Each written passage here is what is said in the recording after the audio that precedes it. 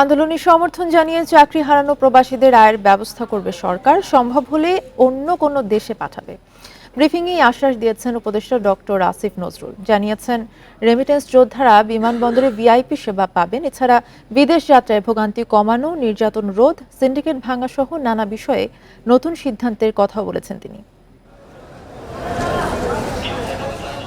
বিদেশে দূতাবাসে এবং দেশের এয়ারপোর্টে সেবা না পাওয়া সহ নানা অভিযোগ রয়েছে প্রবাসী শ্রমিকদের। এসব নিয়ে বিভিন্ন সরকার কাজ করার কথা বললেও বড় পরিবর্তন আসেনি। মন্ত্রণালয়ের দায়িত্ব নেয়ার পর মঙ্গলবার প্রথম সংবাদ সম্মেলনে এগুলো নিয়ে কথা বলেন ডক্টর আসিফ নজরুল। জানান, এখন থেকে প্রবাসী কল্যাণ ব্যাংকে সরাসরি অর্থ পাঠাতে পারবেন কর্মীরা, শোধ করা যাবে ঋণও।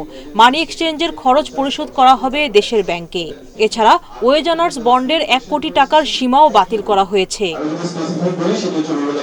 উপদেষ্টা বলেন, মালয়েশিয়ায় শ্রমিক পাঠানো সহ সব অনিয়ম, দুর্নীতি আর সিন্ডিকেটের ব্যাপারে তদন্ত করবে মন্ত্রণালয়। মার্কেটটা ইনভেস্টিগেট করছি মালয়েশিয়ার ব্যাপারে।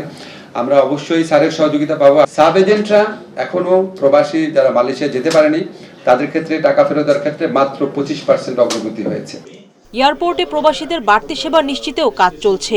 এছাড়া বিদেশ যাত্রার ব্যয় কমাতে সাব এজেন্টদের রেজিস্ট্রেশন ব্যবস্থা চালু করার চিন্তা মন্ত্রণালয়ের। আপনারা জানেন 57 জন না, আরো অনেকেই বন্দী ছিলেন, অনেকেই ফিরে আসছেন। 87 জনকে আমরা এনলিস্ট করতে পেরেছি। আমরা ওনাদেরকে কর্মসংস্থানের ব্যবস্থা করব বাংলাদেশে। প্রথম স্তরে মধ্যপ্রাচ্যে যে সমস্ত শ্রমিক, যে সমস্ত কর্মীরা যাচ্ছেন, ওনারা যখন ফেরত আসবেন একজন ভিআইপি যেরকম ট্রিটমেন্ট পান, প্রত্যেকটা স্তরে পাশে দাঁড়িয়ে হেল্প করবে প্রবাসী কল্যাণ ডেস্কের কর্মী।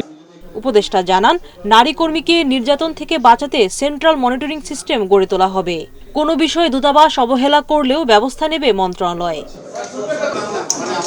সুলতানা জাহান মিতু, ইন্ডিপেন্ডেন্ট নিউজ, ঢাকা।